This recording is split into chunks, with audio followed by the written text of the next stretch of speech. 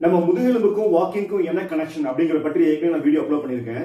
என்னுடைய பேஷண்ட் ஒருத்தருக்கு வந்து லோ பேக் பெயின், அவரால் கொஞ்சம் அப்படி குனிஞ்சு கூட எந்திக்க முடியாத அளவுக்கு, அந்த ப்ரெஷர் கூட தாங்க முடியாத அளவுக்கு டிஸ்க்லாம் ரொம்ப வீக்காகி அவருக்கு லோ பேக் பெயின் ரொம்ப சிவியரா இருந்துச்சு.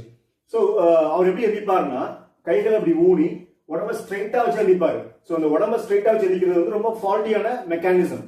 ஆனா அந்த சிவியர் பெயின்ல வேற வழியே இல்லாம அந்த மாதிரி ஸ்ட்ராட்டஜி எல்லாம் கையாளுற மாதிரி ஆயிடுச்சு.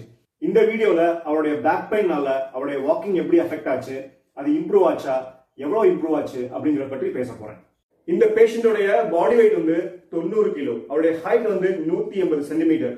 இவருக்கு வந்து ரெகுலரா எக்ஸசைஸ் பண்ற ஹேபிட் கிடையாது, ஆனா ஸ்போர்ட்ஸ்ல இன்வால்மெண்ட் இருக்குது.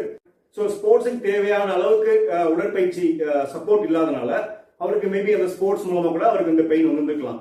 ஃபிட்னஸ் லெவல் லோவா இருந்துச்சுன்னா நம்ம பாடி வெயிட்ல பெரிய மாற்றங்கள் ஆகும். அதோட சேர்த்து நம்ம மூட்டுகள் தசைகள் இருக்கும், அப்புறம் நம்ம பேலன்ஸ், நம்ம மசில் ஸ்ட்ரென்த் எல்லாமே குறையும் அப்படின்னு பல வீடியோல சொல்லியிருக்கேன். ஆனா பலருக்கு இந்த வாக்கிங் கூட செய்ய முடியாத அளவுக்கு அவங்க ஹெல்த் அண்ட் ஃபிட்னஸ் வந்து ரொம்ப கம்மியாயிடுது. அதுக்கு காரணம் வந்து அவங்க உறுப்புகள் அனைத்துமே அதுல எல்லாத்துலயுமே உபாதைகள் இருக்குது. அதுக்கு பேரு கோமாபிலிட்டிஸ். இந்த அளவுக்கு பிலோ ஆவரேஜ் ஃபிட்னஸ் லெவல் வந்ததுக்கு அப்புறம் எக்ஸசைஸ் பண்ணணும்னு நினைக்கிறவங்களுக்கு ஒரே ஒரு ஆப்ஷன் தான் இருக்குது, அது வந்து வாக்கிங். இந்த வாக்கிங் கூட செய்ய முடியாத அளவுக்கு போயிடுறாங்க பாத்தீங்களா. அவங்களுக்கு எப்படினாலும் ஒரு இடத்துல ஏதோ ஒரு மெடிக்கல் இஷ்யூ வந்ததுக்கு அப்புறம் பாத்தீங்கன்னா இன்னும் வாக்கிங் வந்து இன்னும் கஷ்டப்படுற மாதிரி ஆயிடும். அப்புறம் வந்து ரெக்கமெண்டேஷன்ஸ் என்ன இருக்குன்னா, கிளினிக்கல் ரெக்கமெண்டேஷன்ஸ், நீங்க படுத்தே இருக்காதீங்க, கொஞ்சம் நடங்க அப்படின்னு சொல்ற அளவுக்கு அந்த லெவலுக்கு போயிடும். ஒரு 40 வயது பேஷண்ட், அவருக்கு வந்து சடனா வந்து லோ பேக் பெயின் வந்துருச்சு.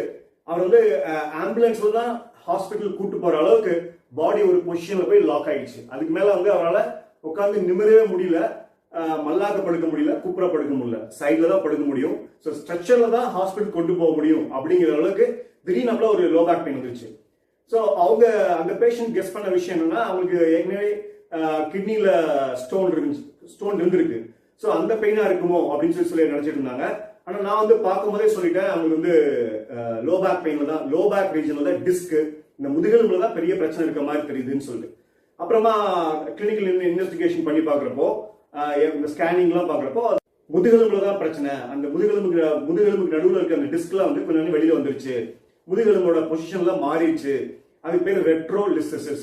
ஸோ இந்த மாதிரி கண்டிஷன்லாம் இருக்குன்னு சொல்லி ஸ்கேன் ரிப்போர்ட் வந்துருச்சு.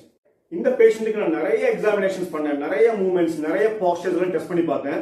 அதுல முக்கியமானது வந்து அவருடைய வாக்கிங் எபிலிட்டி. ஸோ அவர் வந்து உட்கார்ந்த பொசிஷன்ல இருந்து நிமிர முடியாத ஒரு ஆள், அப்புறம் நிக்க வச்சு அவர் வந்து நடக்க வைக்கணும் இல்லையா. ஸோ வாக்கிங் பண்ண வைக்கணும்.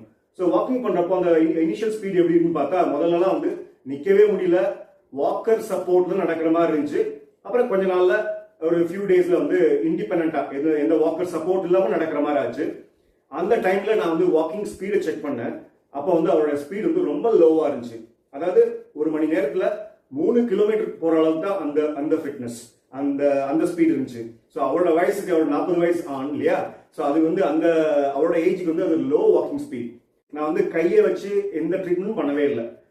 பேசிக்கா அவரவே நான் ஃபீல் பண்ண வச்சேன், இப்படி குனியணும், இந்த மாதிரி ஸ்குவாட்டிங் பண்ணணும், இந்த மாதிரி ஸ்ட்ரெச்சிங் பண்ணணும், இந்த மாதிரி சைடில் திரும்பி இதுதான் கரெக்டான மூவ்மெண்ட், இப்படிதான் எந்திக்கணும் அப்படின்னு பேக்கை ரொம்ப சேஃபா, எந்த மெடிசின்ஸ் எதுவும் இல்லாம, பெல்ட் எதுவும் மாட்டாம, பேசிக் அந்த மூவ்மெண்ட்ஸ் மூலமே சில கரெக்ஷன்ஸ் எல்லாம் பண்ணதுக்கு அப்புறம் ஒரு நாள் 2 நாள் கழிச்சு அவருடைய வாக்கிங் ஸ்பீடை மறுபடியும் செக் பண்ணி பார்த்தா அவருடைய வாக்கிங் ஸ்பீடு வந்து நல்லாவே இம்ப்ரூவ் ஆயிருச்சு.